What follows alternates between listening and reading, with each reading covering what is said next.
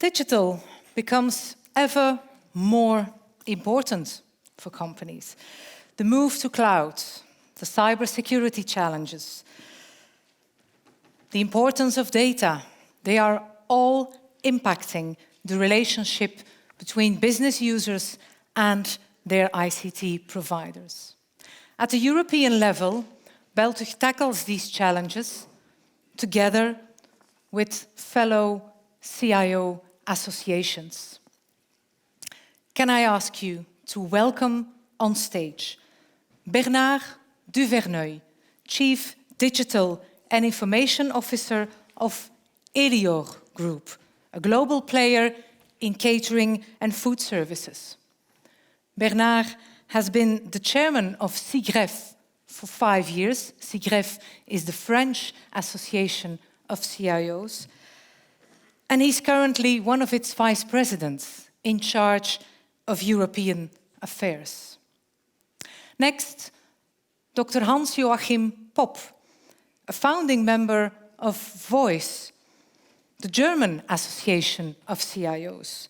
He's now deputy chairman and at the same time a principal in-house consultant of the CIO of the German Armed Forces. Before, for 13 years, he has been the CIO of Germany's Aerospace Center.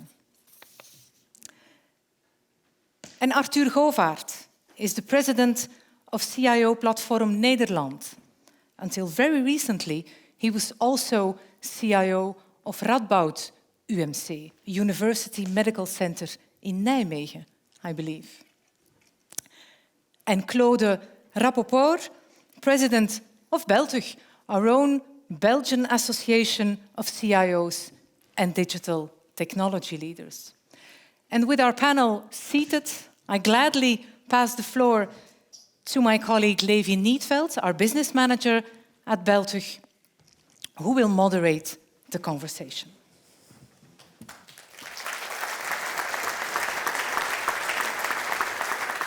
First, let me express how glad I am to be able to welcome you here on stage.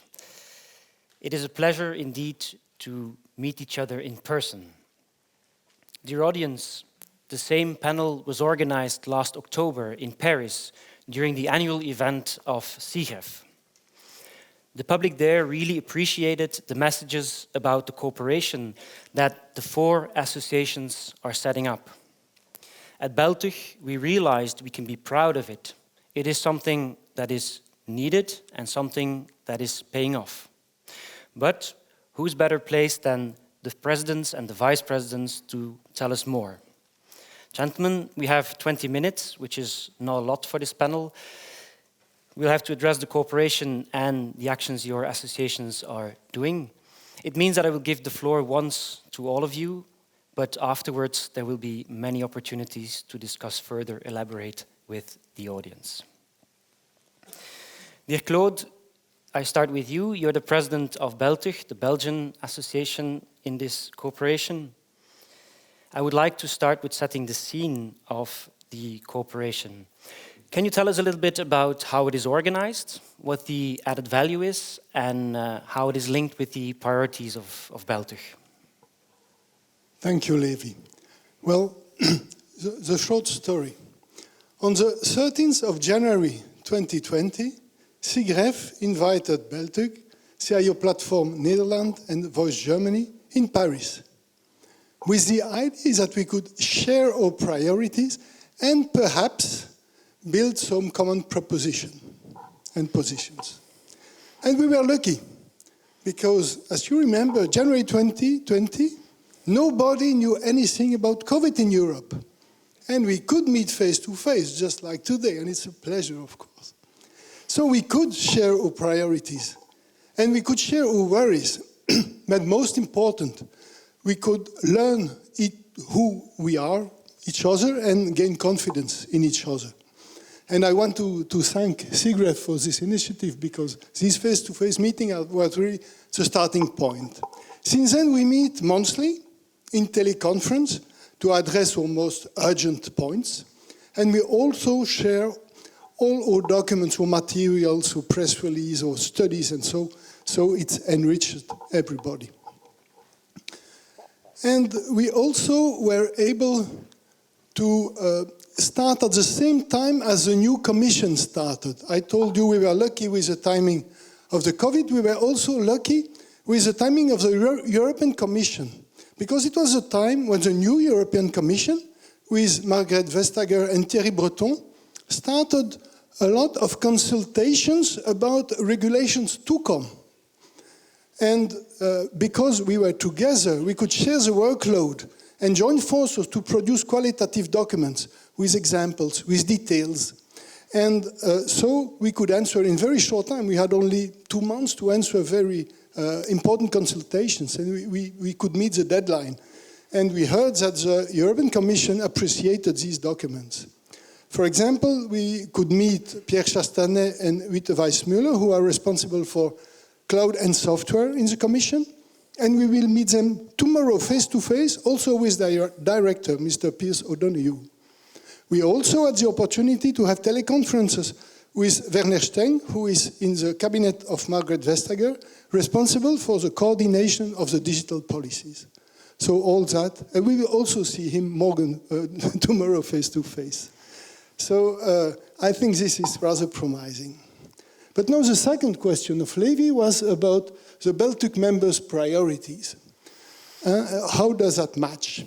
Well, in our last yearly survey, here are our 3 top priorities. One was security, is security.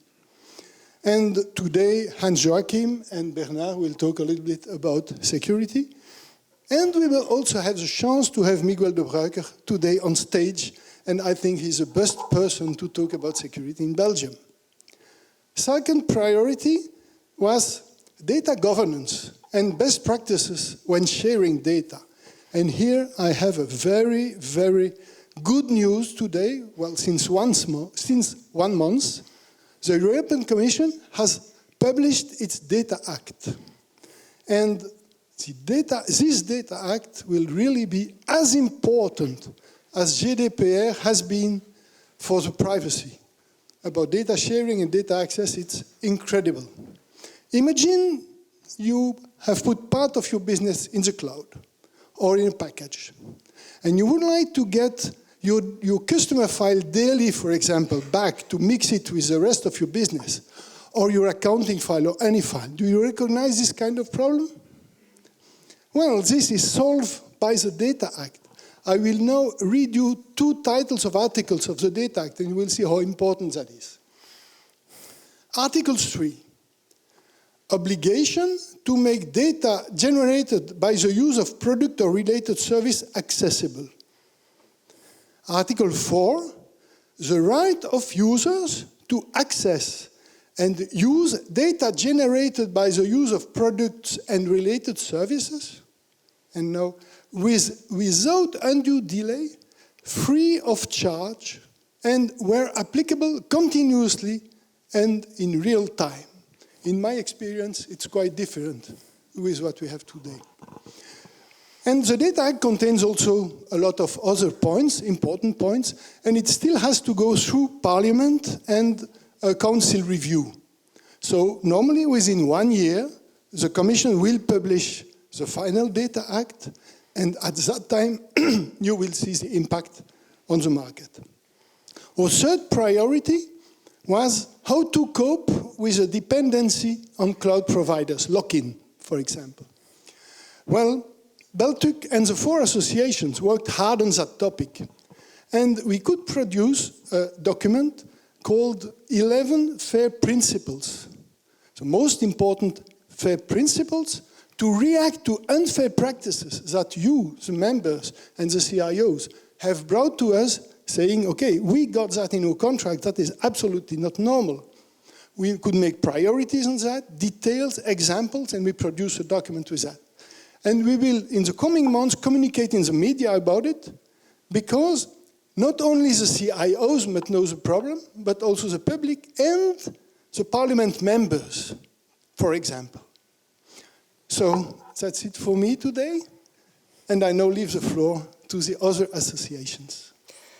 Thank you very much, Claude, and thank you also for mentioning the FAIR principles and for linking the work, the cooperation with the Beltic priorities.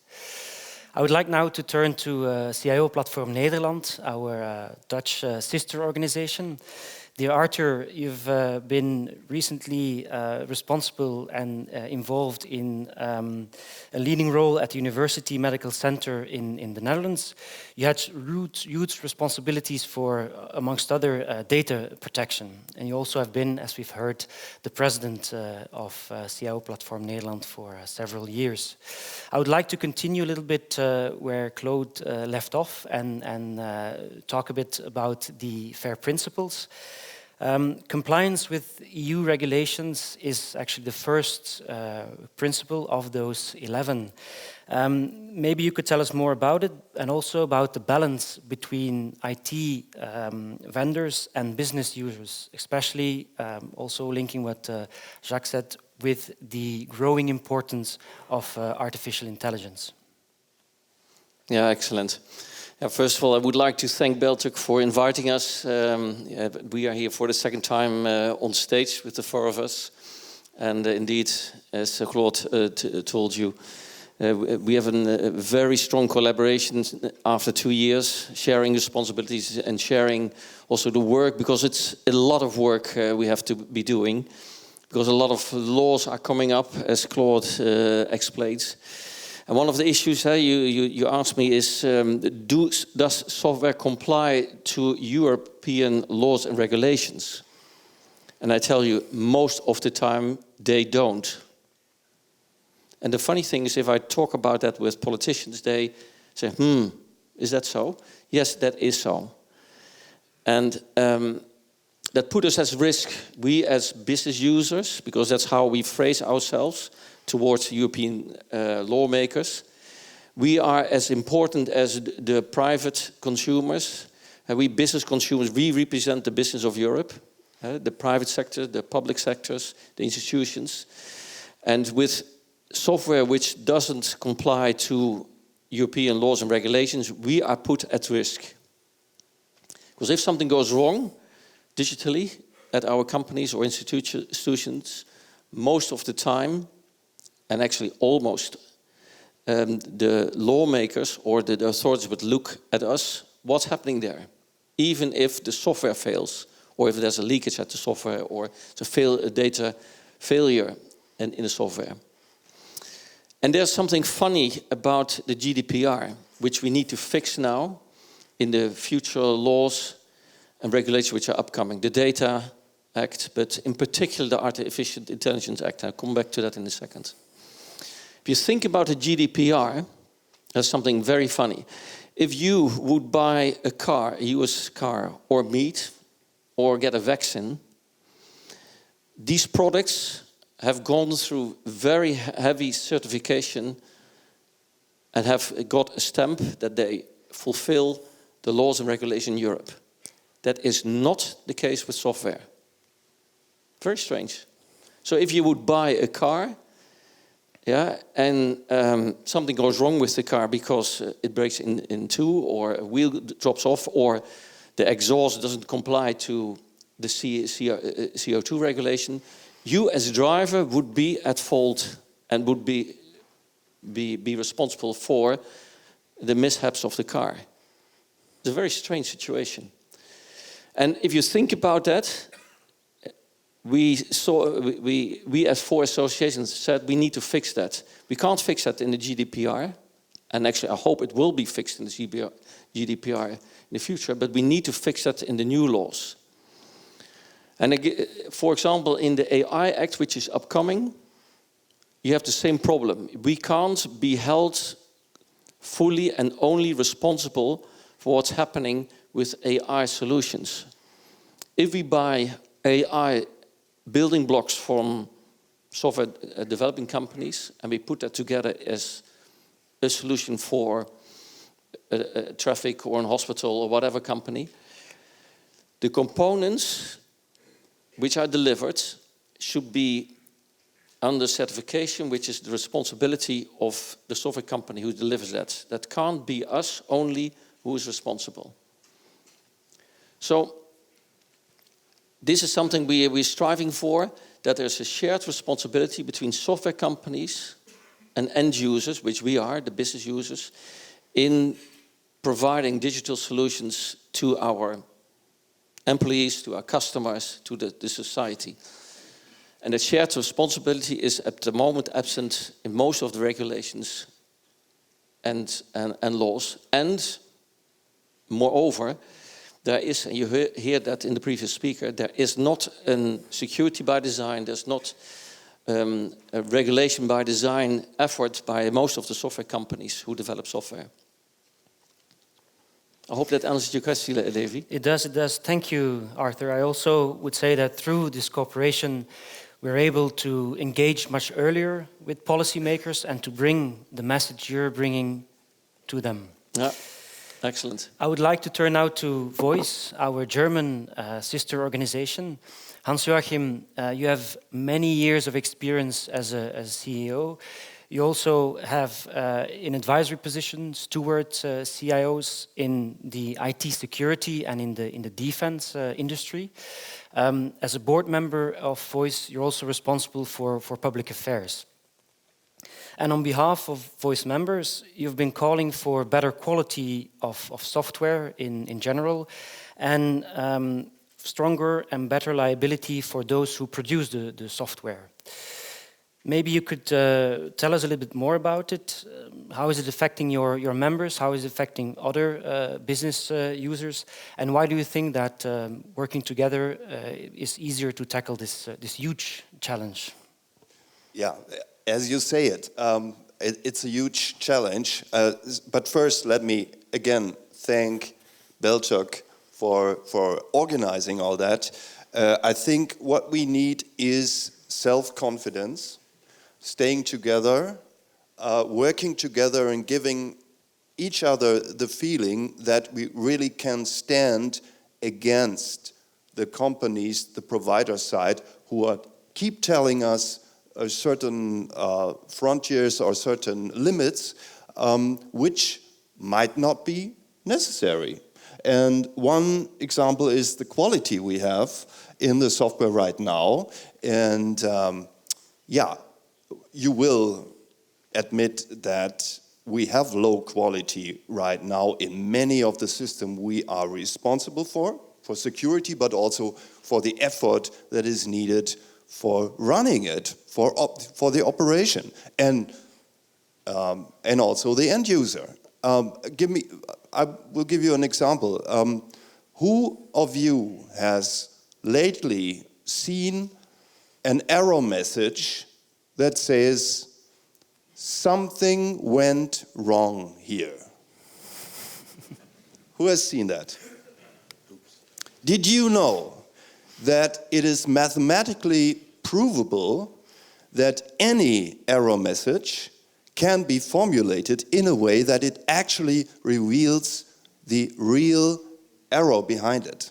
So it's just a lazy programmer or a chain of lazy programmers who let our users stand there in the rain and they have to look for other solutions. So the quality we now have, one line of code that is an error, will produce 100 of operators working all night sometimes. In security, they can spend all the night to get an update within hours and hoping next morning the system is running again when people come to work.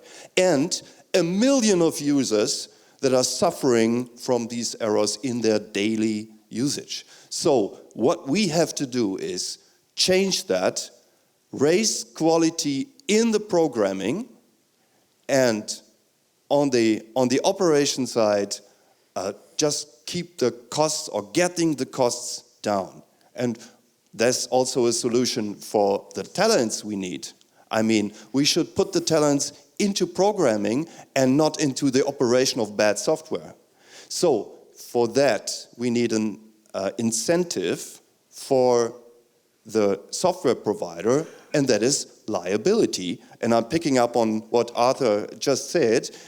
We have to take them liable for what they do, and then I expect that the quality will rise, and in the end, the total cost of running these systems will go down. And that is the main aim of the European community, to get the economy running, and that's why we have to join forces to get that done.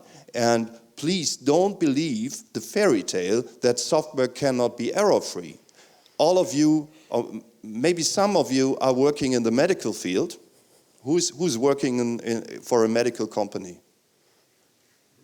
Okay, we don't have it here, but if you are working in a company that builds software for medical devices, you know you can reach a high quality in software, and you don't need a security update every week or every day. This is bad software.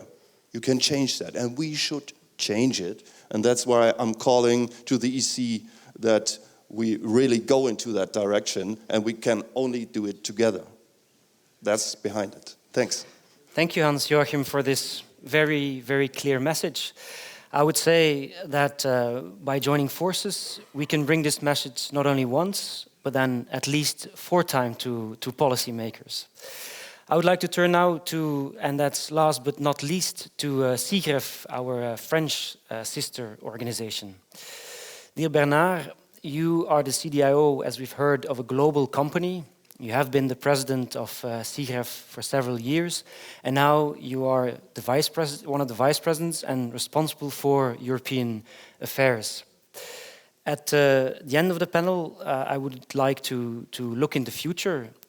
We also have to credit where credit is due. Cigref started this cooperation, as we've heard, but look into the future. Where do you see the cooperation evolve? What is the view of Cigref for it? Thank you, Levi. Good evening, everyone.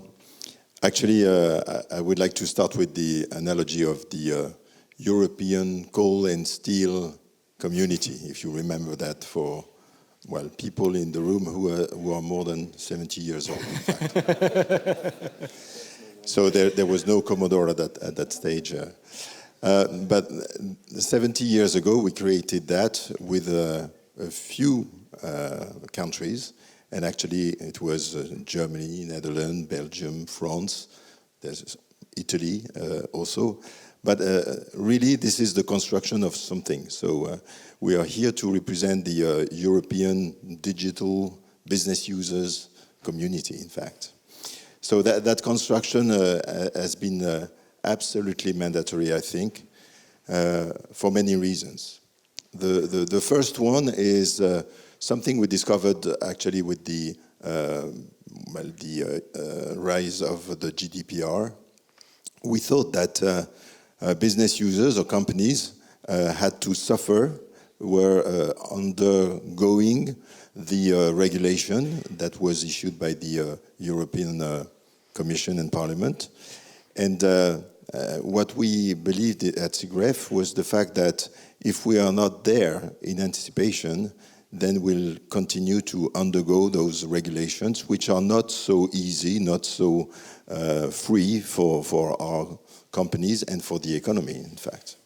So what we decided to do is to anticipate some of those discussions. And definitely we couldn't do it just by ourselves as small French companies or even community of CIOs. So we had really to select first some key messages, and when we work, even the 4 of us with the European Commission, we need to be very selective in terms of messages that we pass. So we focus on quality, cybersecurity, data, which are very important matters for us. We could have plenty of other topics to raise, but this is our focus, and we still have a long way to do, because those roadmaps for European Commission are quite long. Second reason is that we have to have a real power of influence, so we need weight. So the four of us is much more than just France, and European associations need to be together to have a voice, to have a say. And I believe that in the past years, and especially for the last 2 years, we have made a lot of progress in that respect, because we have meetings with the European Commission, and we are asked sometimes by the European Commission to express our opinions, because we are very singular in that respect. We are the only ones to raise the voice of business users, and we believe that if it's a question of quality, security, etc., it's our economy which is at stake, and we have really some fees to the big digital players. And if we look at who these players are, they are mainly, non-European, mainly American for the time being, maybe Chinese in the future. But this is a fee that the European economy is paying to those companies and to those states. So we are here to defend our rights, our culture, our values with the data, especially on personal data. And we need to be strong and together to raise that voice. Just a word on cybersecurity, because that's one of the important aspects. In fact, we are working on several streams or channels there. We started obviously with Cigref in France with the French government, writing some letters to the French government in that respect. We addressed the topic of security by design, as my colleagues have mentioned, the responsibility of the suppliers, but we also wanted to raise another point, which is about having more resources at state level on police, justice, and have much more cooperation among the different European countries, because this is absolutely important when we know that on the internet there's no boundaries, actually. And if we think about the Ukrainian war today, we are very sensitive about what is happening today in terms of cybersecurity, for sure, in our companies. So far, we don't see a very significant increase at least in France, but we are very careful with that. And we can see that some cyber attacks could be not only at European level, but would be a global war. So those topics have to be taken into account by our European governments, and that's a topic that we need to raise. The last one on cybersecurity is about the network of alerts, and we decided to have a specific network of correspondence in the different companies. So of course we already have the chief information security officers in our large companies, but more than that, at an executive level, we thought it was important, at least in France, but maybe further on in other countries, to have executive networks to be sure that we have the alert and have enough response time for those attacks. So just to conclude on that, we started with the European coal and steel community. Just wanted to mention that we probably need to extend our network. So we are the four of us, the core of the European collaboration on digital for business users, and potentially we'll open that to other countries, and maybe with Italy, who is knocking at the door, at least. So thank you very much, and thank you to Beltic for our invitation. Very glad to be together again. Thank you very much, Bernard. I can see the cooperation is getting stronger, and maybe in a couple of years there will be more chairs here coming towards me if there are more associations joining. Gentlemen, we covered many different interesting topics. We touched upon some of the issues that your association is doing. So thanks again, Claude, Arthur, Hans-Joachim and Bernard. I'm sure there will be many occasions to discuss and deepen these thoughts with the audience, the guests in the audience. Beltic members, audience, that is the end of this panel. Thank you very much for listening. Anne, I'll pass the floor back to you.